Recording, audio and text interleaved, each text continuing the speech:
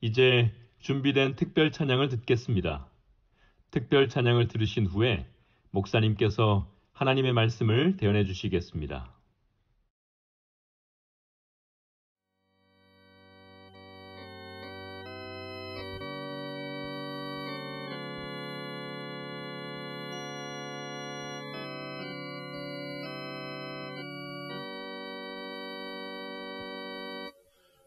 나의 죄를 대신하여 십자가에 달린 주, 내 어찌 주님의 가슴에 못을 칠 수 있을까?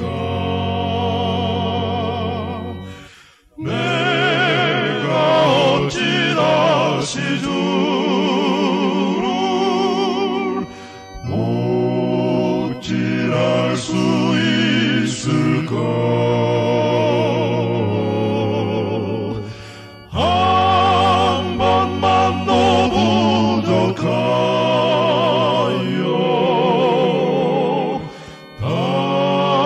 다시 고통 누릴까?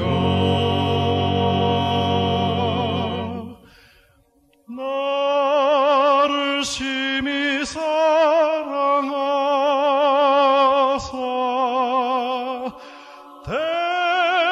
대속하신 주님을 내가 다시 배반하여 주를 실망시킬까? 내가 어찌 다시 주를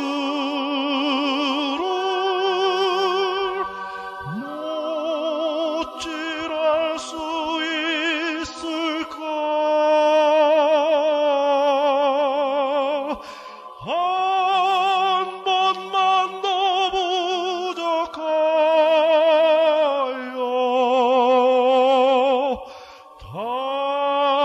다시 고통 누릴까? 내가 어찌 다시 주를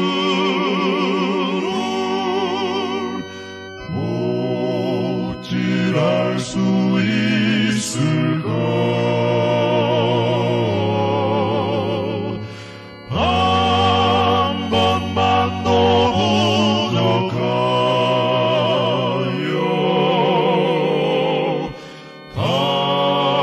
다시 고통 누릴까?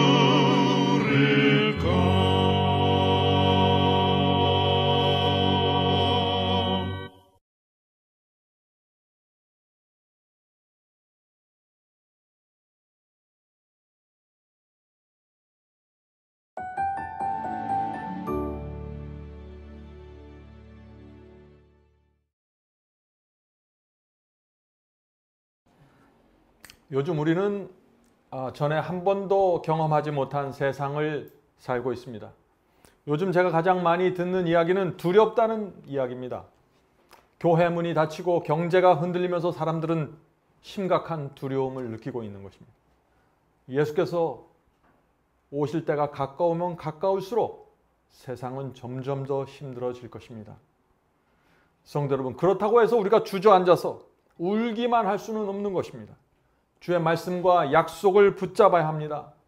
내 생애를 되돌아보면서 내가 정말 무슨 문제가 있는지 회개해야 합니다.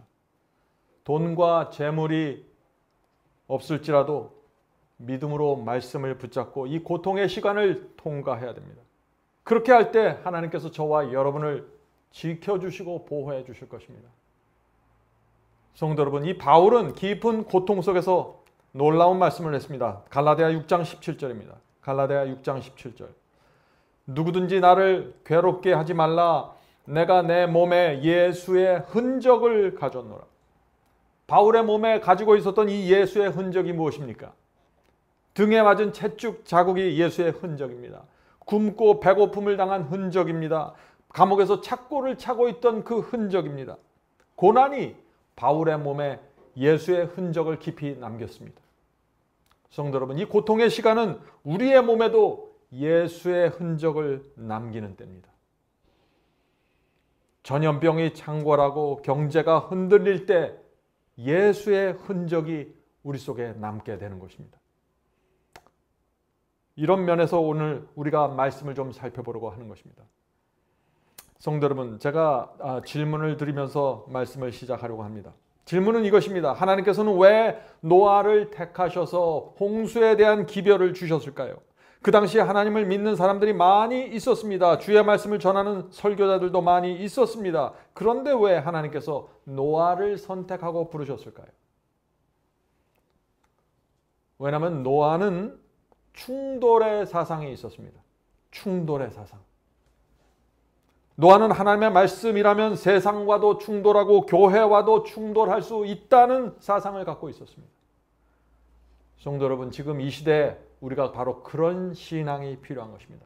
연어가 강물을 역류하면서 올라갈 때 강물과 충돌하면서 올라가서 결국 고향에 도달하는 것처럼 우리도 이 세상과 역류하고 세상과 충돌해야만 하늘 본향에 갈 수 있는 것입니다. 그것이 바로 예수께서 이 땅에 사셨을 때 가신 길입니다. 히브리서 13장 말씀을 읽겠습니다. 히브리서 13장입니다. 히브리서 13장 12절부터 14절. 예수도 자기 피로써 백성을 거룩하게 하려고 성문 밖에서 고난을 받으셨느니. 지금 예수께서 예루살렘 성문 밖에 나가서 고난을 받으셨다고 했습니다. 성문 밖에서 십자가에 못 박히신 것이죠. 왜 성문 밖으로 예수께서 나가셔야 했을까요? 그 당시 유대 민족과 예루살렘 교회의 인정을 받지 못했기 때문입니다. 계속해서 읽겠습니다. 성문 밖에서 고난을 받으셨느니라. 그런즉 우리는 그 능욕을 지고 영문 밖으로 그에게 나가서. 무슨 말씀입니까? 우리도 예수께서 당하신 그 능욕을 짓고 영문 밖으로 예루살렘 성 밖으로 나가야 한다는 것입니다. 왜 그럴까요? 예수께서 가신 길을 그대로 우리가 따라가야 하기 때문에 그렇다는 것입니다. 그래서 그리스도를 따르는 사람들 몸에는 예수의 흔적이 생기게 되는 것입니다. 왜 생깁니까? 능욕을 지고 예루살렘 영문 밖으로 나갔기 때문에 생기는 흔적입니다. 성도 여러분, 마지막 시대에 이 진리를 이해하는 사람들이 얼마나 많을까요? 계속해서 읽겠습니다. 그런즉 우리는 그 능욕을 짓고 영문 밖으로 그에게 나가서 우리가 여기는 영구한 도성이 없고 오직 장차 올 것을 찾나니. 성도 여러분, 이 땅에는 우리가 영원히 거할 수 있는 도성이 없습니다. 영원한 도성은 예수께서 재림하실 때 우리가 들어가는 것입니다. 지금 이 세상은 유례 없는 혼돈의 시간을 가지고 있죠. 지금은 하늘만 바라보지 않으면 두려움의 늪에 빠질 수밖에 없는 때입니다. 하나님께서 지금 이런 상황에서 우리를 보호해 주시고 인도해 주셔야 되는 것입니다. 그것이 우리에게 유일한 소망입니다. 오늘 우리는 사울과 다윗 이야기를 살펴보려고 합니다. 우리가 이 이야기를 통해서 어떤 신앙을 가져야 될지 우리가 들여다보게 되길 제가 간절히 바랍니다. 사울왕 시대에 이스라엘 백성이 둘로 나눠지게 됐습니다. 한쪽에는 사울 왕과 예루살렘 교회의 인정을 받는 사람들이 있었습니다. 또 다른 쪽에는 예루살렘의 인정을 받지 못하는 사람들이 있었죠. 사울 왕의 인정을 받지 못하는 사람들이 있었습니다. 그들이 누구입니까? 그들이 바로 다윗과 그를 따르는 아주 적은 무리였습니다. 왜 이런 일이 생기게 되었습니까? 블레셋을 격퇴하고 돌아오는 길에 사람들이 사울이 죽인 자는 천천히요 라고 노래할 때 또 다른 무리가 다윗이 죽인 자는 만만히로다 라고 화답을 했습니다. 여기서 문제가 생긴 것입니다. 이스라엘의 왕은 사울인데 지금 백성들이 다윗을 칭송하고 있는 것입니다. 그것이 사울 왕의 마음에 불타는 질투심과 분노를 일으켰던 것입니다. 바로 그때부터 이 다윗은 사울 왕의 미움을 받게 되었고 도망자의 신세가 되었습니다. 물론 다윗은 억울했습니다. 그러나 이스라엘의 누구도 다윗의 편에 서지 않았습니다. 왜 그랬을까요? 사울 왕의 반대편에 설 때 불이익을 당한다는 것을 알기 때문이죠. 어떤 어려움이 생기는지 아는 것입니다. 그래서 무엇이 진리이고 무엇이 잘못인지 알았지만 사울 왕의 편에 남아있는 것입니다. 사울 왕은 점점 더 완악해져서 나중에는 어떻게 됐습니까? 하나님께서 금하신 신접한 여인까지 찾아가서 도움을 청했죠. 사울은 하나님께 대한 신앙을 완전히 잃어버렸습니다. 그런데 놀라운 것은 대부분의 이스라엘 백성이 여전히 그런 사울 왕을 지지하고 그에게 충성을 바쳤다는 것입니다. 왜 그랬을까요? 대부분의 사람들이 예루살렘 교단의 인정 속에서 신앙하기 원했던 것입니다. 성도 여러분, 이스라엘 백성은 다 알았습니다. 하나님께서 이미 오래전에 사무엘을 통해서 다윗에게 기름 부었다는 사실을 알고 있었습니다. 다윗이 하나님의 능력으로 골리앗을 죽이는 장면을 모두 목격했습니다. 사람들은 하나님께서 사울 왕이 아니라 다윗을 인도하고 계시다는 사실을 다 알았습니다. 그러나 여전히 사람들은 사울 왕 옆을 떠나지 않았던 것입니다. 왜 그랬을까요? 사울이 다윗을 죽이려고 하는데 다윗을 도와주려고 하는 사람들이 거의 없었습니다. 왜 그랬을까요? 다윗은 이스라엘 안에서 피할 곳을 찾지 못해서 결국 국경을 넘어서 블레셋까지 도망갔습니다. 하나님의 종이 목숨을 부지하기 위해서 미친 척하고 입에서 침을 흘리면서 다녔습니다. 아무도 다윗 편에 서지 않으려고 했습니다. 왜 그랬을까요? 왜냐하면 사람들은 하나님이 종이 누구인가 판단하고 싶지 않은 것입니다. 진리가 어디에 있는가 찾기보다는 지금 이 판세에서 내가 누구를 따라야 내게 유익이 오는가 그것만을 바라보는 것이죠. 예루살렘 성문 밖에 나가고 싶지 않은 것입니다. 성도 여러분, 여러분은 정말 진리를 따르기 원하십니까? 진리 앞에 여러분의 생애를 굴복하기를 원하시나요? 그렇다면 성령의 음성을 들으셔야 됩니다. 여러분의 양심에 대고 말씀하시는 하나님의 음성을 정확히 들어야 됩니다. 그래야 진리를 따라갈 수 있는 것입니다. 형제자매 여러분, 하나님께서 왜 사울 왕과 다윗 이야기를 성경에 기록해 두셨을까요? 하나님께서 왜 이스라엘 교회가 둘로 갈라지는 모습을 보여주셨을까요? 하나님께서 왜 사울 왕에게는 수많은 사람들이 몰려가는데 왜 다윗은 외롭게 서 있는 모습을 성경 속에서 보여주고 계실까요? 오늘날 이 시대에 이 질문에 대한 답을 갖고 있는 성도들이 마지막 시대에 하나님의 인도하심을 끝까지 받게 될 것입니다. 마지막 때는요, 예수님을 사랑하기만 하면 되는 것이 아니에요. 사탄이 우는 사자처럼 다니면서 택하신 자들까지 미혹한다고 했습니다. 그런 때 저희가 살고 있는 것입니다. 사울 왕이 죽을 때까지 다윗과 그를 따르는 소수의 사람들은 도망치면서 살 수밖에 없었습니다. 다윗은 모든 인간의 지지로부터 끊어진 것처럼 보였습니다. 그가 가졌던 모든 특권이 사라졌습니다. 요즘 경제가 무너지면서 살기 정말 힘든 세상이 되었죠. 돈이 말라 들어가고 있습니다.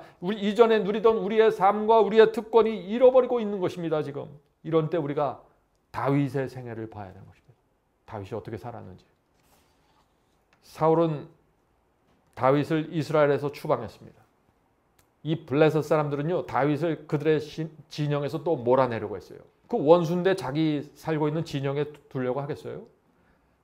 아말렉 사람은 다윗의 성읍을 쳐들어가서 약탈해버렸습니다. 다윗은 오갈 데가 없는 사람이 되었어요. 그의 아내들, 자녀들 포로가 되었습니다. 친한 친구들까지 다윗에게 등을 돌렸고 대적했습니다. 다윗을 오히려 죽이겠다고 위협했습니다. 이런 상황에서 다윗이 어떻게 했을까요? 다윗의 몸에 예수의 흔적이 남겨지게 되는 것입니다.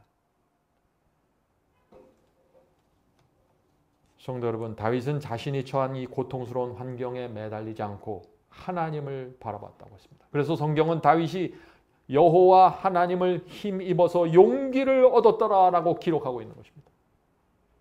모든 상황이 잘 돌아가고 재물이 풍부하고 상황이 아주 멋있게 이루어질 때 지금 이 말씀이 나오는 것이 아닙니다. 말할 수 없는 어려움에 있을 때 다윗은 자신의 과거를 되돌아보았습니다. 하나님께서 단 한 번도 그를 못 본 척하지 않고 버리지 않으셨던 사실을 기억했습니다. 여기서부터 용기가 나오고 소망이 나오는 것입니다. 다윗은 하나님께서 베푸신 은혜의 증거들을 회상하면서 영적으로 살아나고 용기 충천하였습니다. 성도 여러분, 지금 이 시대에 바로 이 신앙이 필요한 것입니다. 우리도 그렇게 해야 되는 것입니다. 여러분 주변에서 펼쳐지고 있는 상황과 그 무너져가는 상황 매달리지 마세요. 하나님께서 여러분을 태어나면서부터 지금까지 어떻게 인도해 오셨는지, 어떻게 포기하지 않으셨는지 그 하나님을 잊지 말아야 되는 것입니다. 지금도 여전히 하나님께서는 같은 마음으로 우리를 인도해 주고 계십니다. 다윗은 죽음의 위협과 두려움 속에서 이런 고백을 합니다. 시편 56편 3절입니다. 시편 56편 3절. 내가 두려워하는 날에는 주를 의지하리로다. 두려움이 생기십니까? 주를 의지해야 될 때입니다. 주께서 도와주시고 보호해 주십니다.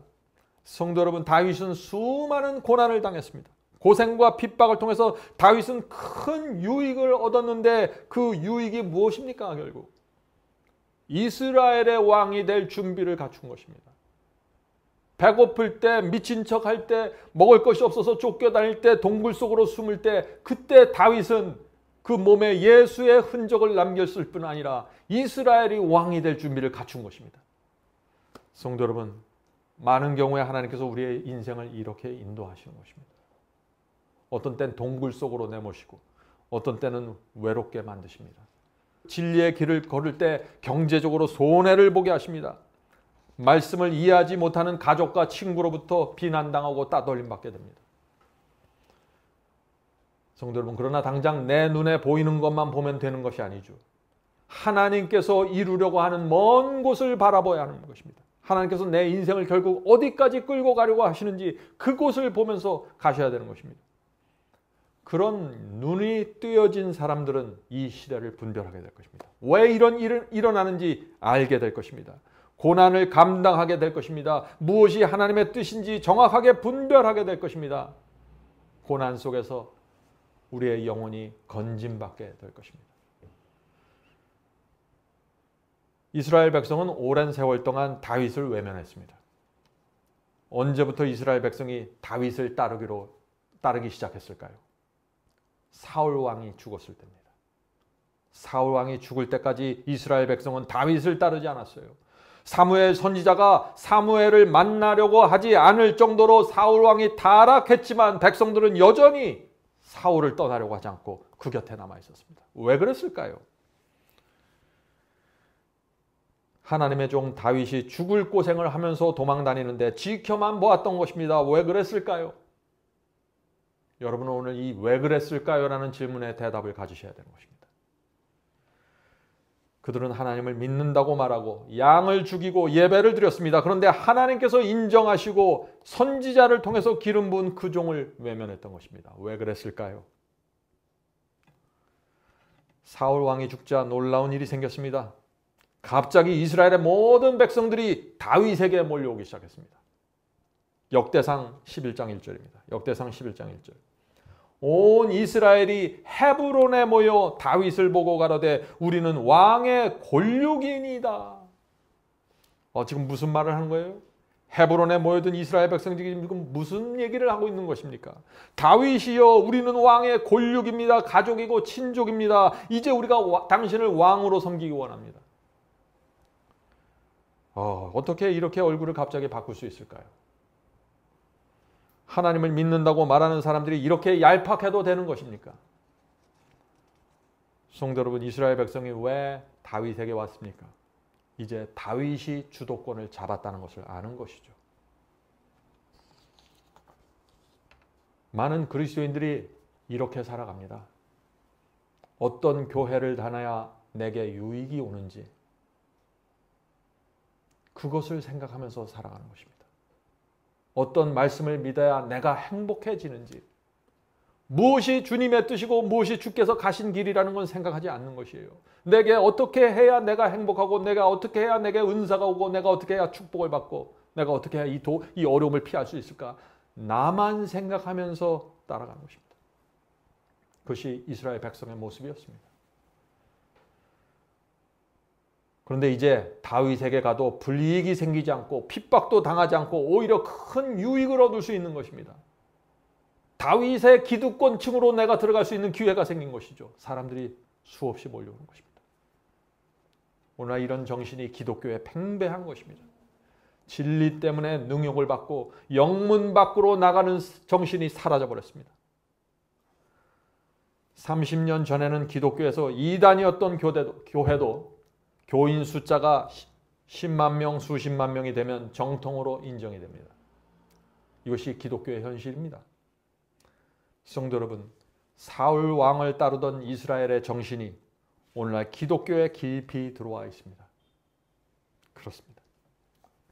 사울 왕을 따랐던 이 이스라엘의 정신이 무엇인가요? 하나님께서 무엇라고 말씀하시는지 관심이 없는 것입니다. 무엇이 진리인지 생각하지 않는 것입니다.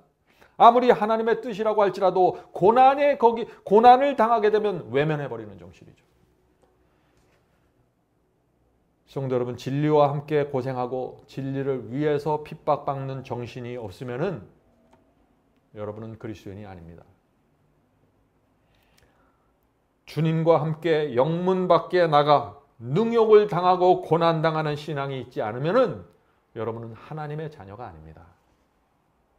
마지막 환란을 위해서 전혀 준비되어 있지 않은 것입니다. 마지막 환란이 무엇인가요? 이 지구 전체를 향해서 홀로 서 있는 신앙입니다. 잘 생각해 보세요. 지금 우리가 어떤 신앙을 가져야 되는지. 예수께서는 우리에게 이런 신앙을 가지라고 하십니다. 마태복음 11장 12절입니다. 마태복음 11장 12절. 천국은 침노를 당하노니 침노하는 자는 빼앗느니라. 무슨 뜻입니까? 천국은 침노하는 정신을 가진 성도들만 들어갈 수 있다는 것이에요. 성을 침노한다는 것은 뭐예요? 그 성을 얻기 위해서 공격해서 들어가서 빼앗는다는 것입니다. 천국은 빼앗아내는 것이에요. 아주 적극적인 신앙이 있어야 되는 것입니다. 예수께서 왜 침노하는 신앙을 요구하실까요? 왜냐하면 사탄과 악령들이 우리를 가만 내버려 두지를 않기 때문이죠. 사탄이 온갖 방법을 통해서 좁은 길을 걷지 못하게 하고 미혹하고 유혹하고 핍박하기 때문에 침노하는 정신이 없으면 천국에 들어갈 수가 없는 것입니다. 그것이 현실이에요. 제가 과장하는 것이 아닙니다. 성도 여러분, 오랫동안 다윗을 모른 척하다가 사울 왕이 죽자 곧바로 다윗을 왕으로 세우려고 모였던 사람들, 그들이 하나님의 백성일까요? 아닙니다. 그들은 하나님의 백성이 아닙니다. 그들은 이스라엘 땅에 살았고 이스라엘 교회를 다녔고 매주 예배를 드렸지만 하나님의 백성은 아니었습니다. 비록 그들이 다윗을 섬기려고 몰려들었지만 그들은 신뢰할 수 없는 사람들이었습니다. 그들은 나중에 다윗의 아들 압살롬이 반역을 일으켰을 때 압살롬의 편에 가담해서 오히려 다윗을 죽이려고 또 등을 돌렸던 사람들이죠. 상황에 따라 흔들리는 사람들. 어느 쪽에 더 큰 떡이 있나 바라보는 사람들. 그리스도인이 아닙니다. 하나님의 자녀가 아닙니다. 성도 여러분, 만일 여러분이 심한 고통과 시련 속에 있는데 어떤 사람이 여러분을 외면하고 등을 돌린다면 그 사람이 여러분의 친구입니까? 아니죠. 마찬가지입니다. 핍박이 오고 외로움이 오고 경제적으로 어려워질 때 하나님의 말씀과 계명을 외면하고 피하면은 그 사람은 신뢰할 수 있는 사람이 아닙니다. 그런 사람은 천국을 침노하는 사람이 아닌 것입니다. 성도 여러분, 제가 질문을 드리죠. 짐승의 표 환란이 일어나면 하나님께서 어떤 사람을 붙잡고 사용하실까요? 이 질문에 대한 답이 무엇입니까? 노아 시대에 누가 하나님의 편에 섰습니까? 엘리야 시대에 누가 하나님의 편에 섰습니까? 사울 왕 시대에 누가 하나님의 편에 서 있었나요? 그것을 보면 알 수 있는 것입니다. 마지막 때 어떤 사람들이 하나님의 인을 받고 하나님의 군사가 될 수 있을까요? 어떤 상황 속에서도 하나님의 편, 진리의 편에 서는 사람들이 마지막 시대에 하나님께 붙잡혀서 사용하는 사람들이 될 것입니다. 성도 여러분, 다윗이 사울 왕에게 핍박하고 도망 다닐 때 함께 있던 소수의 사람들이 있었습니다. 어떤 사람들이 다윗과 함께 있었을까요? 우리가 이 장면을 잘 보아야 되는 것입니다. 역대상 12장 1절과 2절입니다. 역대상 12장 1절과 2절. 다윗이 기스의 아들 사울을 인하여 시글락에 숨어 있을 때, 자, 시글락은 핍박과 죽음의 위협을 피해서 그 숨어 있던 은신처였습니다. 다윗의 은신처 시글락입니다. 시글락에 숨어 있을 때 그에게 와서 싸움을 돕는 용사 중에 든 자가 있었으니, 하나님께서는 이 다윗에게 핍박받는 다윗에게 온 사람들을 용사라고 지금 표현하고 있는 것입니다. 시글락은 다윗이 가장 힘들 때 숨어 있던 곳입니다. 근데 그때 그 당시 이스라엘 백성들과는 전혀 다른 사람들에 나타난 것입니다.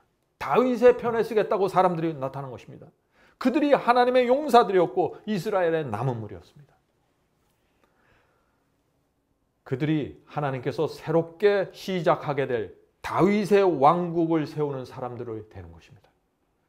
그들이 바로 천국을 침노하는 신앙을 가진 자들입니다. 성도 여러분, 잘 보아야 합니다. 성경을 정확하게 보셔야 돼요. 누가 하나님의 편에 서는 성도들인지, 누가 하나님께서 붙잡고 사용하는 사람들인지 잘 보아야 되는 것입니다. 이것을 모르면 완전히 암흑 속에 들어가 버리는 것입니다. 계속해서 읽겠습니다. 역대상 12장 2절입니다. 저희는 이 다윗에게 온 용사들이죠. 저희는 활을 가지며 좌우 손을 놀며 물매도 던지며 살도 바라는 자요 베냐민 지파의 사울의 동족인데 그 이름은 이러하니라. 자, 누가 시글락에 있는 이 다윗을 찾아왔습니까? 사울과 동족인 베냐민 지파가 찾아왔다는 것입니다. 이 말씀이 기가 막힌 이야기입니다. 지금 이야기는 이런 것이에요. 우리는 사울 왕과 같은 동족이고 지파입니다. 그런데 우리는 다윗에게 왔습니다. 우리는 사울 왕의 기득권층이고 특별한 대우를 받는 사람들입니다. 우리는 활도 잘 쓰고 손도 잘 놀고 모든 것을 잘하는데 우리는 다윗의 편에 서겠습니다. 중요한 것은 지파와 동족이 아니라 하나님의 말씀이라는 것을 우리는 압니다. 사울 왕은 하나님의 말씀을 버렸습니다. 그래서 우리는 다윗에게 온 것입니다. 다윗이 하나님의 종입니다. 성도 여러분, 이런 사람들이 하나님의 군사들입니다. 우리도 이런 군사가 되어야 하지 않을까요? 진리를 위해서 고난까지 마다하지 않은 성도들, 그들이 바로 천국을 침노하는 사람들입니다. 천국을 빼앗기 위해서 모든 것을 바치는 사람들 말이죠. 다윗을 찾아온 또 한 무리가 있었습니다. 성도 여러분, 오늘 우리는 누가 다윗을 찾아왔는지 잘 보아야 하는 것입니다. 그리고 그들의 신앙을 살펴봐야 되는 것입니다. 역대상 12장 20절부터 22절입니다. 역대상 12장 20절부터 22절. 다윗이 시글락으로 갈 때 므낫세 지파에게서 그에게로 돌아온 자는 아드나와 요사박과 여디아엘과 미가엘과 요사박과 알리후에와 실르덴이 다 므낫세의 천부장이라.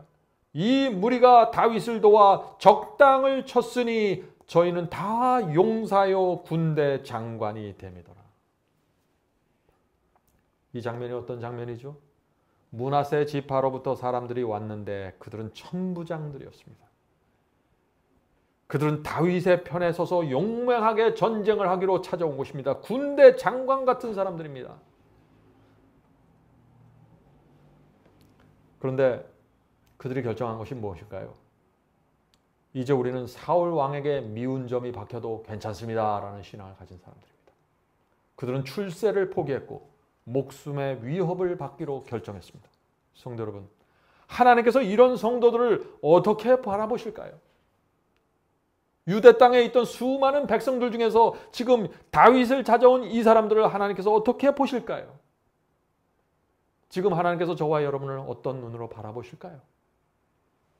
22절 읽겠습니다. 22절입니다. 그때 사람이 날마다 다윗에게로 돌아와서 돕고자 하며 큰 군대를 이루어 하나님의 군대와 같았더라.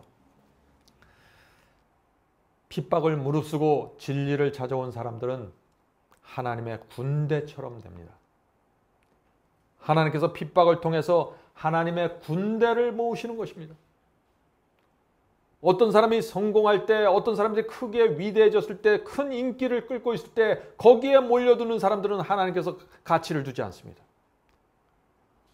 그런데 하나님의 진리가 분명히 세워지는데 그 진리를 잡으려면 핍박과 고난을 당해야 되는데 이스라엘 성문 밖으로 쫓겨날 수도 있는데 그런 상황에서 진리에 와서 시글락을 찾아오고 이 동굴 속을 찾아오면은 하나님께서 특별한 눈으로 그들을 바라보신다는 것입니다. 성도 여러분, 이 시대에도 시글락이 있다는 사실을 여러분들 아십니까? 고난과 손해를 감수해야만 진리를 찾아갈 수 있다는 것입니다. 진리가 있어야 용사가 되고 하나님의 군사가 되는 것입니다. 아무리 교회 가서 밤을 새면서 봉사해도 진리가 없으면 소용이 없는 것입니다. 오늘날 교회 안에 두 무리가 있습니다.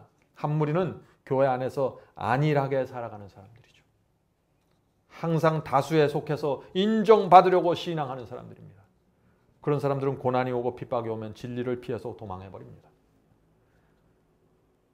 사울 왕이 죽자 헤브론에 몰려들었던 이 사람들, 사울 왕이 죽으면서 다윗이 왕이 되려고 하자 몰려들었던 이 사람들, 바로 그 사람들이, 그런 종류의 사람들이 오늘날 기독교에 굉장히 많이 있다는 것입니다.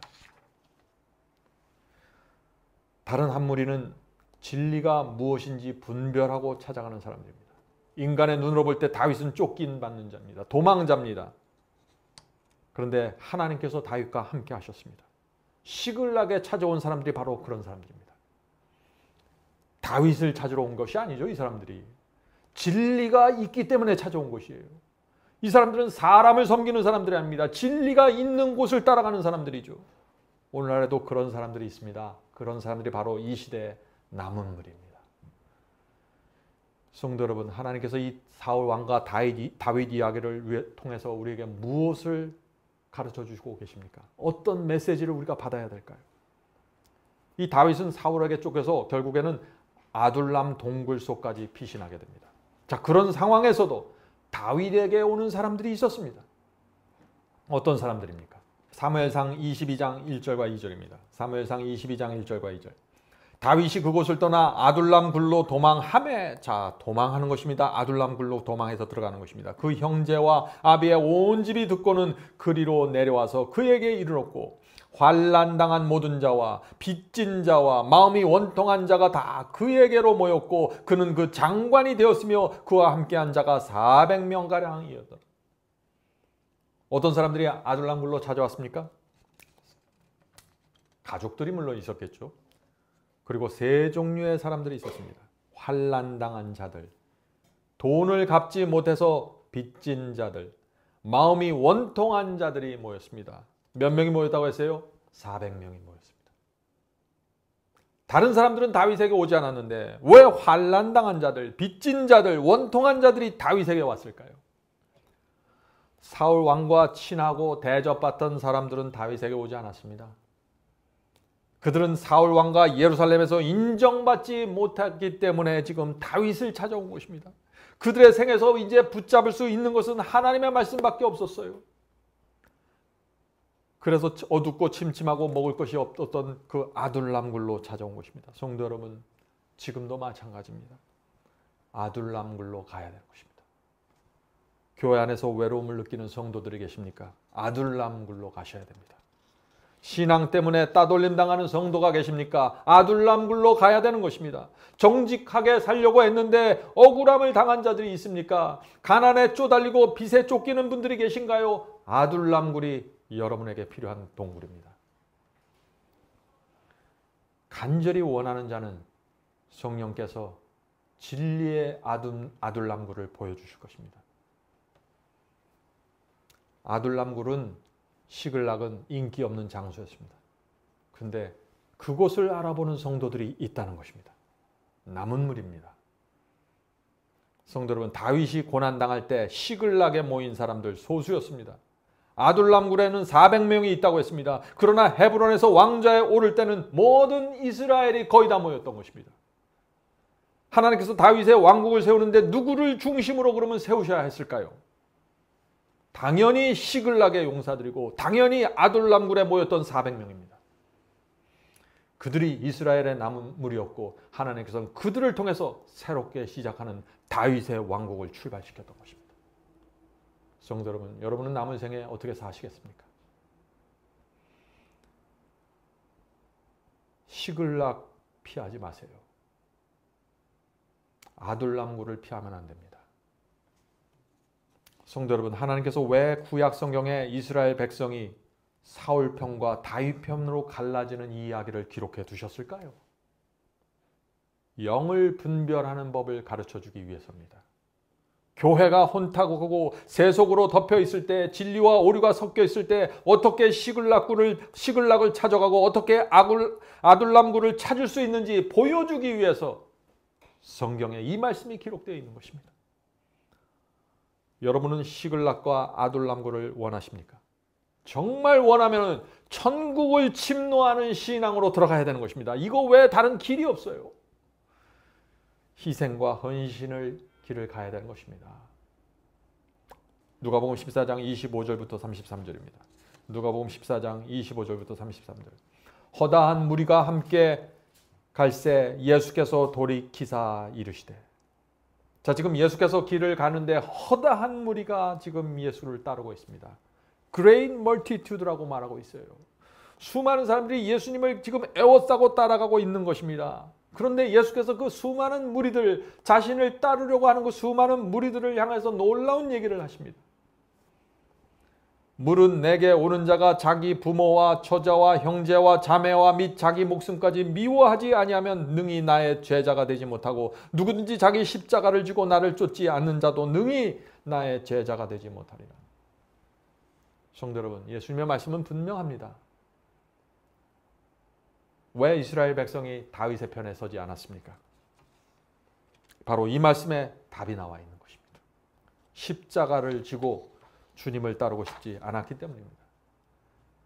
다윗의 편에 서려면 대가를 지불해야 된다는 사실을 알았기 때문이죠. 그래서 다 사울 곁에 남아있던 것입니다. 자, 28절 보겠습니다. 누가복음 14장 28절입니다. 너희 중에 내가 망대를 세우고자 할진대 자기의 가진 것이 준공하기까지에 족할는지 먼저 앉아 그 비용을 예산하지 아니하겠느냐. 이 말씀이 무슨 뜻일까요? 예수께서 지금 말씀하시는 것입니다. 너희가 망대를 세우려고 하면 미리 건축 비용을 계산을 해보지 않겠느냐라고 물으시는 것입니다. 먼저 계산을 한 다음에 건축을 시작하는 것이 아닌가라고 묻는 것이죠. 무슨 뜻인가요? 너희가 나를 따르고 싶으면 먼저 계산을 해보라는 것입니다. 나를 따라서 좁은 길을 가려면, 진리의 길을 걸으려면 어떤 대가를 치러야 하고 어떤 고난을 감수해야 되는지 미리 생각하고 좀 오라는 것입니다. 예수께서 왜 이런 말씀을 하셨을까요? 천국에 가려면 정확하게 대가를 지불해야 합니다. 그것은 희생과 손해입니다. 핍박입니다. 아둘람굴입니다. 시글락입니다.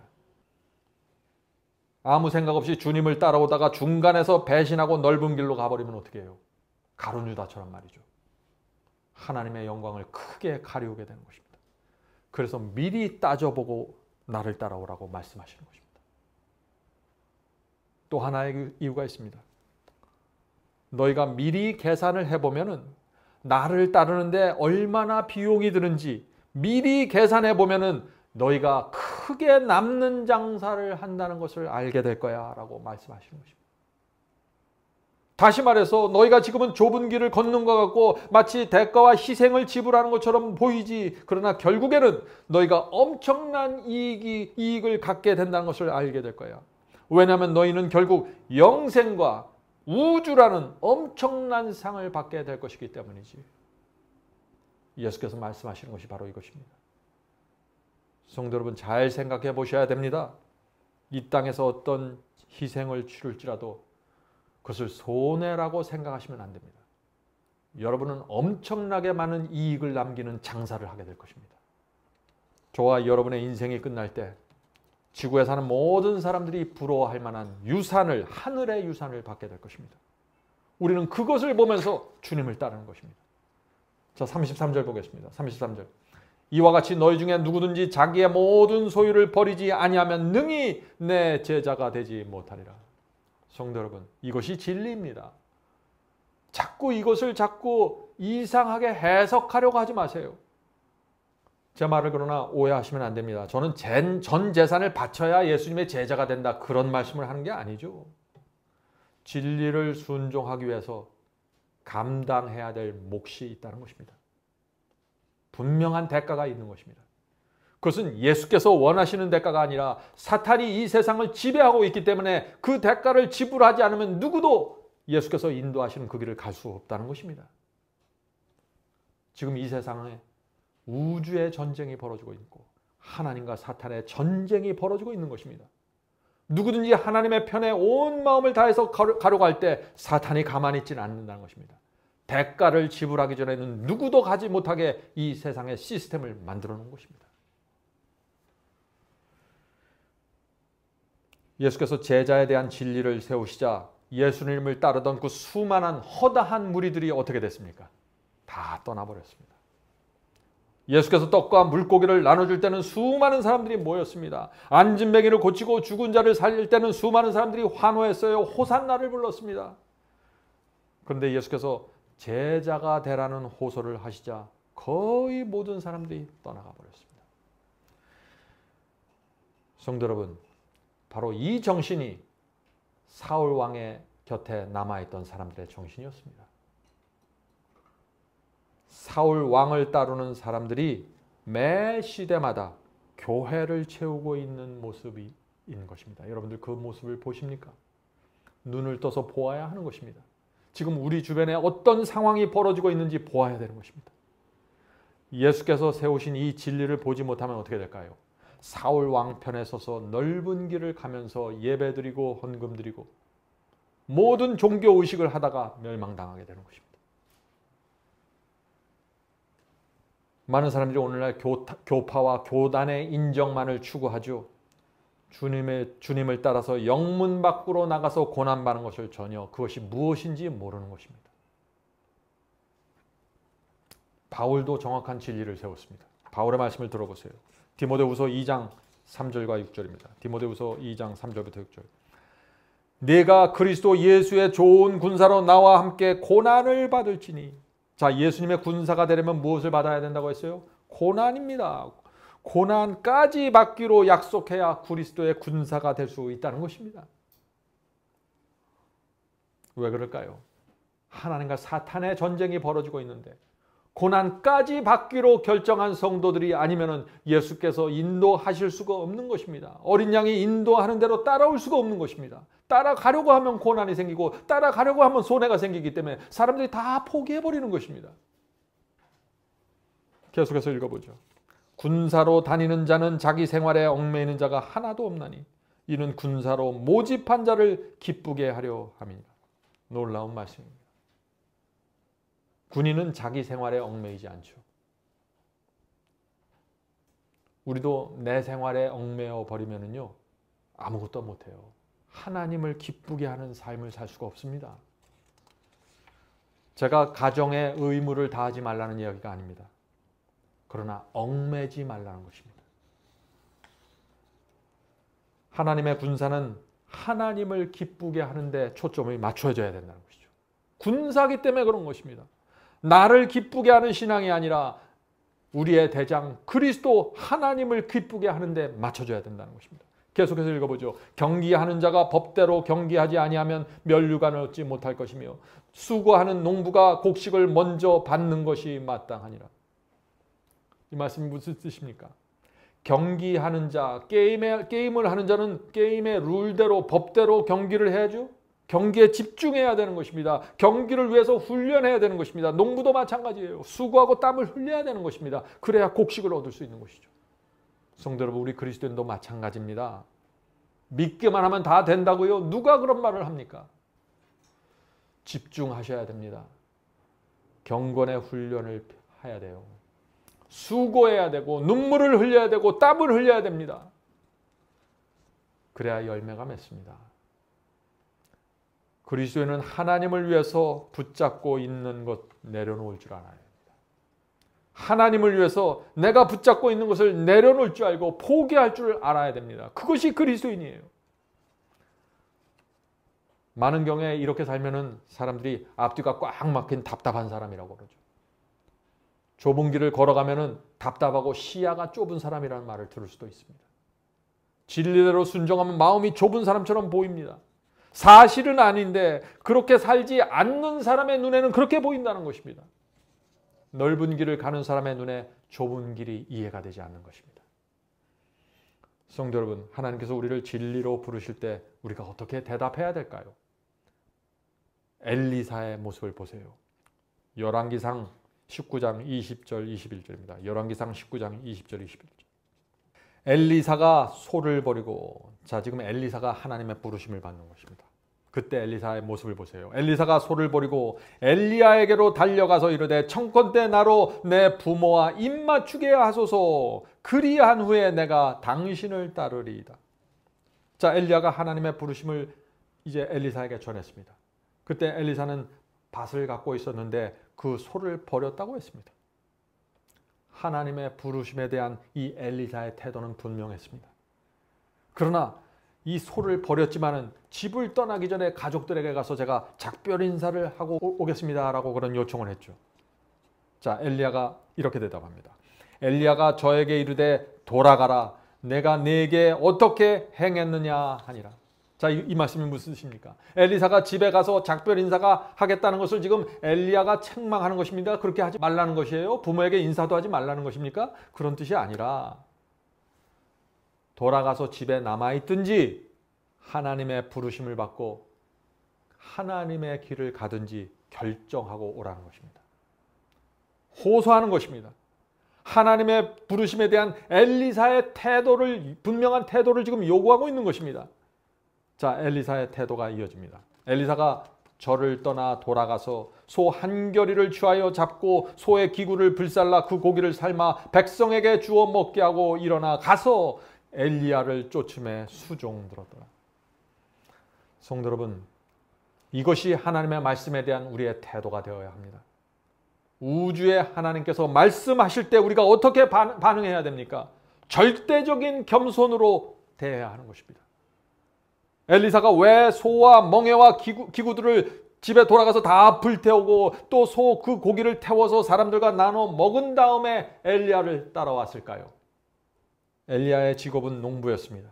소의 기구를 태우고 소를 태워서 먹는다, 소고기를 태워서 먹는다는 것은 이제 내가 다시 뒤로 돌아갈 수 있는 다리를 끊어놓고 불태운다는 것입니다. 제가 다시는 돌아가지 않겠습니다. 이런 헌신을 주님께 드리는 것입니다. 하나님의 말씀과 진리를 위해서 내가 무엇을 결정하고 선택할 때 결정적인 태도가 필요한 것입니다. 어중간하지 마세요. 하나님을 따라가면서 그 중에서 내 인간적인 무엇을 추구하지 마세요. 순수한 마음으로 가세요. 우물쭈물하고 어정쩡하면 사탄에게 당합니다. 태도가 애매하면 사탄의 공격을 받고 쓰러지게 됩니다. 확고한 요새처럼 하나님의 곁에 서 있어야 됩니다. 그래야 그 확고한 모습을 보고 사탄이 포기하고 돌아서게 되는 것입니다. 여러분이 우물쭈물하고 애매할 때 사탄은 그 기회를 노리고 끊임없이 여러분을 공격하게 될 것입니다. 유혹을 불러들이지 마세요. 유혹을 물리쳐야 됩니다. 천국을 침노하는 신앙이 바로 이런 신앙입니다. 저는 오랫동안 말씀을 전하면서 말씀을 받는데 흔들리는 분들을 봤습니다. 애매하게 받는 분들을 많이 보았습니다. 그들 중 많은 분들이 확신을 잃어버리고 빛을 놓아버렸습니다. 진리를 떠나갔습니다. 성도 여러분, 그런 사람의 몸에 예수의 흔적이 남겨질 수 있을까요? 남겨질 수 없는 것입니다. 성도 여러분, 우리의 인생에 기쁨이 오고 슬픔도 오고 고난도 올 수 있습니다. 인생의 희노애락이 그러나 우리가 가는 길을 막을 수 없는 것입니다. 우리의 신앙은 그것을 초월해야 되는 것입니다. 그것이 천국을 침노하는 신앙입니다. 기쁠 때는 감사의 노래를 부르면서 전진하십시오.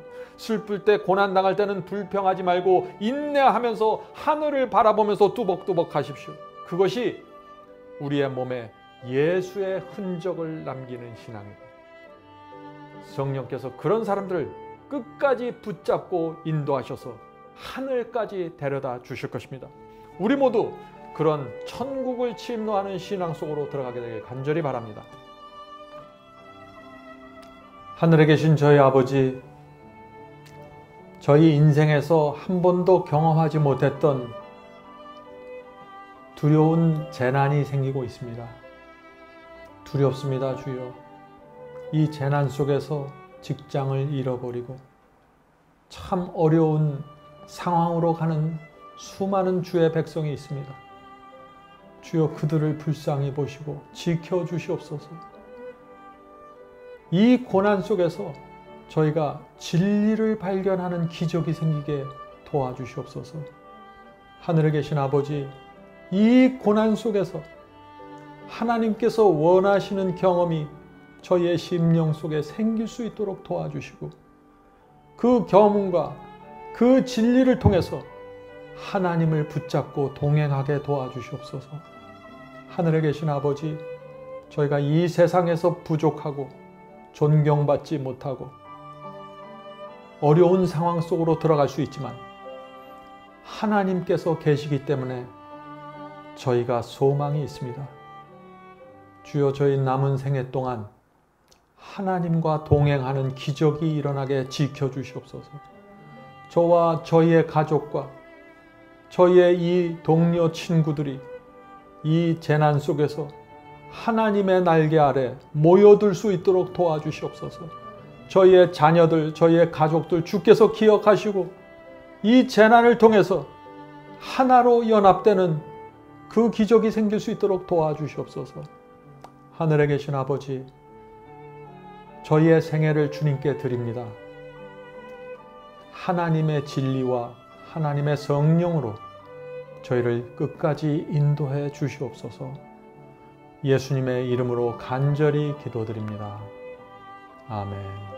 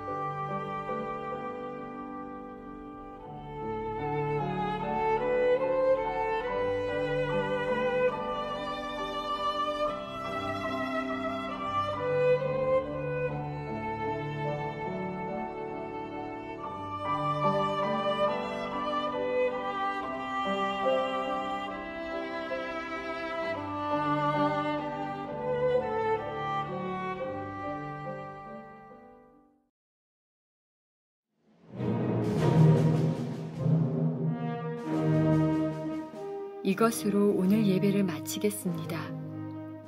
설교 말씀에 대한 감동이나 소감을 웹사이트 하단 게시판에 남겨주시면 감사하겠습니다.